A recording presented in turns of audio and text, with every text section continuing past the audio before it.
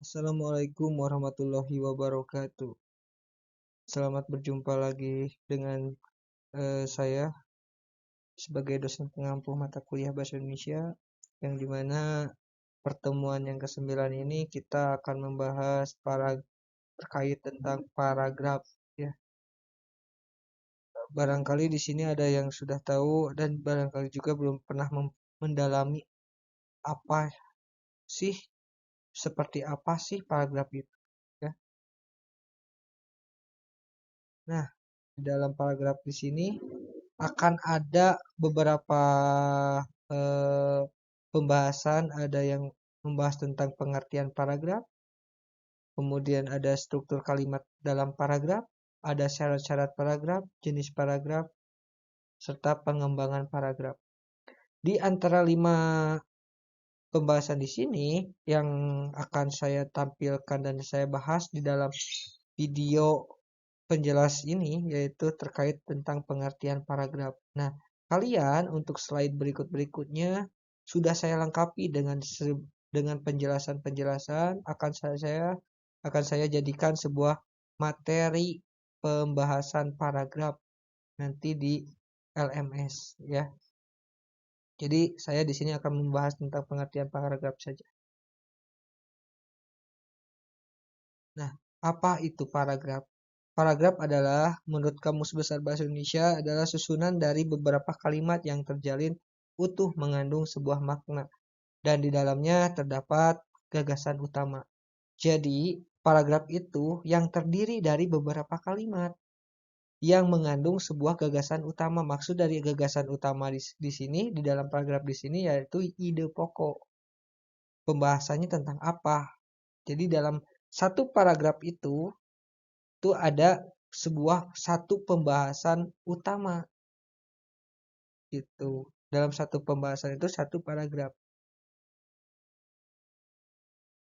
Nah, kemudian di dalam paragraf itu ada beberapa kalimat.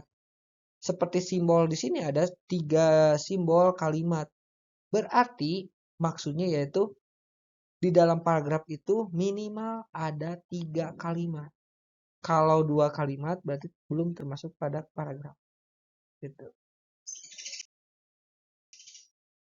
Struktur kalimat dan klarifikasi kalimat dalam paragraf. Nah, di dalam paragraf itu ada kalimat topik, ada juga kalimat penjelas. Nah, kalimat topik yaitu kalimat pokok. Kemudian kalimat penjelas yaitu kalimat yang menjelaskan di dalam antara penjelasan di dalam kalimat topik. Jadi kalimat topik itu dijelaskan kembali yang disebutnya oleh kalimat-kalimat penjelas. Nah, kalimat topik atau kalimat utama adalah kalimat yang berisi gagasan utama atau inti dari paragraf. Nah, jadi yang disebut gagasan utama itu yaitu kalimat topik, ya, yang maksud tadi yang saya bahas itu. Nah, di mana di dalam satu paragraf tersebut yaitu harus ada satu gagasan atau yang berisi topik pembicaraannya gitu. Nah, ciri-ciri kalimat topik yaitu mengandung permasalahan. Jadi apa sih yang dipermasalahkannya? Apa sih yang dibahasnya? Apa sih yang menjadikan berbeda pendapat sebab akibatnya? Nah, itu. Terus merupakan kalimat yang lengkap yang dapat berdiri sendiri. Kemudian mempunyai arti yang cukup jelas. Nah, harus jelas yang di dalam kalimat topik itu dapat dibentuk tanpa bantuan kata sambung dan sebagainya gitu, ya. Kalimat penjelas atau kalimat pendukung, yaitu kalimat penjelas adalah kalimat yang memberikan penjelasan tambahan atau detailnya rincian dari kalimat pokok suatu paragraf. Jadi, maksud dari kalimat penjelas di sini yaitu misalkan nih, kita ada sebuah ahli di dalam satu paragraf kita, di dalam satu paragraf yang ditimbulkan dalam karya ilmiah kita. Misalkan ahli itu sedang menjelaskan pengertian bahasa Indonesia. Menurut Kamus Besar Bahasa Indonesia adalah yang mempelajari tentang eh, ide dan kajian-kajian ilmu bahasa Indonesia. Nah, kemudian kalimat selanjutnya itu kalimat pendapat sendiri, bukan kalimat ahli. Yang pendapat sendiri yang dikaitkan dengan ahli yang di atas, kalimat yang di atas itu yang dijadikan kalimat topik itu. Itu yang dimaksudnya kalimat pendukung atau kalimat penjelas. Tuh, ya.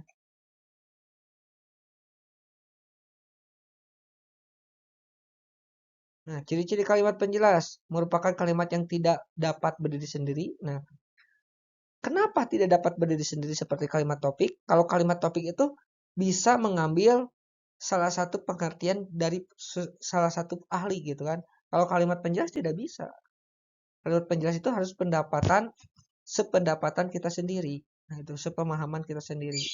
Kemudian arti kalimat baru jelas setelah dihubungkan dengan kalimat lain dalam paragraf. Nah, maksud dari kalimat lain ini yaitu kalimat topik itu ataupun kalimat penjelas yang pertama, kalimat penjelas kedua dan sebagainya gitu. Kemudian pembentukannya sering memerlukan bantuan kata sambung dan frasa transisi. Nah, harus ada kata sambung itu kan kata frasa itu seperti dengan, bahkan, menurut, nah seperti itu. Isinya berupa rincian keterangan, contoh, dan data lain yang mendukung kalimat topik. Nah, ketika kalimat topik itu hanya ada penjelasan, maka di dalam kalimat penjelas itu harus diperankan sebuah contohnya.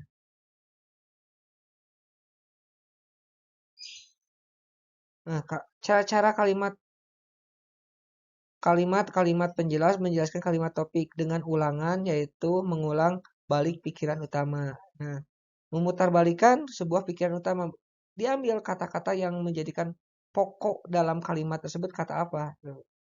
Gitu ya. Seperti tadi yang dijadikan contoh itu misalkan pengertian bahasa Indonesia. Oh, kata pokoknya itu bahasa Indonesia. Kita diulangi lagi pemahaman tentang bahasa Indonesia gitu. Dengan pembedaan yaitu dengan menunjukkan maksud yang dikandung oleh pikiran utama dan menyatakan apa yang tidak terkandung oleh pikiran utama. Nah, gitu. Dengan contoh yaitu dengan menambahkan contoh yang sesuai dengan permasalahan yang diusung ide pokok paragraf. Dengan pembenaran yaitu dengan menambahkan alasan-alasan untuk mendukung ide pokok. Begitu. Persyaratan di dalam paragraf yaitu harus ada kesatuan makna, kesatuan bentuk, disebutnya kohesi, makna disebutnya koherensi, dan yang terakhir hanya memiliki satu pikiran utama, yaitu satu ide pokok ya.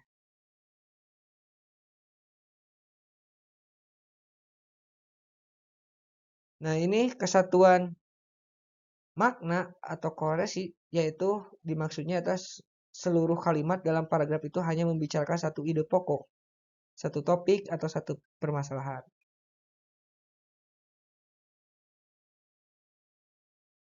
Kalau kesatuan bentuk kohesi yaitu kesatuan bentuk paragraf atau kohesi terwujud jika aliran kalimat berjalan mulus, lancar dan logis. Nah, harus logis ya. Yang kita diambilkan maupun di dalam kalimat penjelas maupun dalam kalimat topik itu harus logis. Kohesi itu dapat dibentuk dengan cara repetisi, penggunaan kata ganti, penggunaan kata sambung atau frasa penghubung antar kalimat.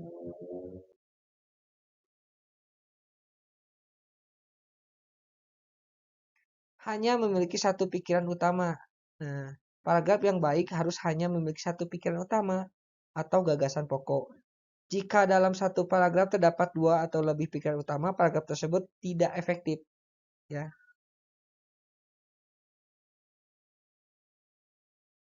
contoh kesatuan makna kohesi. Masalah mahasiswa di Indonesia umum sekali, mereka kebanyakan sulit untuk sepenuhnya memusatkan perhatian pada studi mereka. Kebanyakan dari mereka adalah pemuda-pemuda dari keluarga biasa yang kurang mampu. Para mahasiswa itu pun mencari pekerjaan. Oleh karena itu, selama belajar mereka kadang-kadang terganggu oleh keadaan ekonomi. Nah, ini adalah ide pokoknya apa sih? Tentang apa maknanya? Tentang mahasiswa yang kurang mampu sedang melanjutkan perkuliahan di negara Indonesia. Menggambarkan itu ya.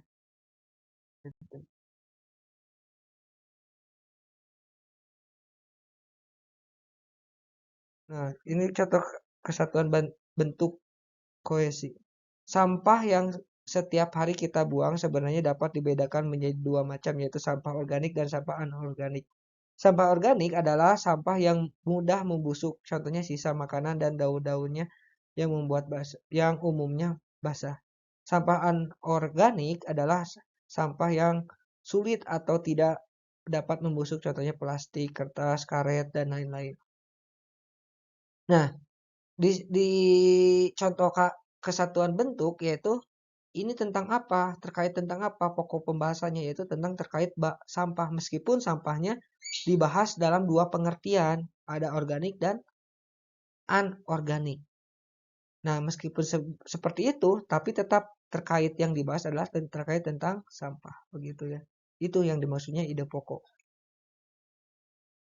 Nah, sekian penjelasan dari saya terkait dalam salindia atau yang ditampilkan dalam video penjelas ini.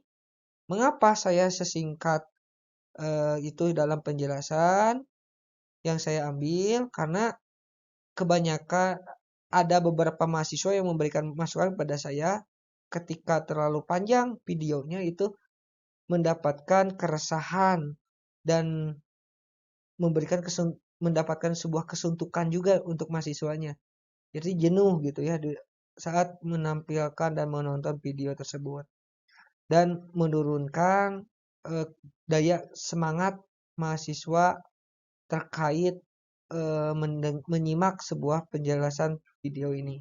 Maka dari itu saya menggunakan metode lain, yaitu metode yang sekarang, yang dimana yang lebih lengkapnya ada di dalam materi LMS nanti yang akan saya sampaikan.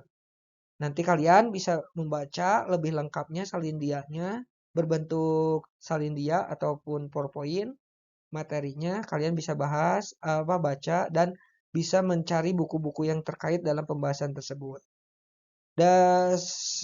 Dan hal itu pun bisa membuat untuk kemandirian pembelajaran kalian agar kalian tidak cuma-cuma untuk menerima ilmu saja dari saya, tapi kalian juga harus mencari ilmu sendiri secara mandiri karena kalian adalah mahasiswa.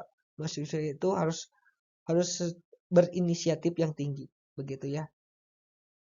Terima kasih atas kerjasamanya dan sudah menonton video penjelasan ini. Mohon maaf bila ada kekurangan dan kesalahan atau ketidakjelasan dalam suaranya karena saya memiliki keterbatasan. Saya juga manusia, bukan makhluk sempurna. Semoga kita dapat ditemukan dalam pertemuan selanjutnya. Terima kasih. Wassalamualaikum warahmatullahi wabarakatuh.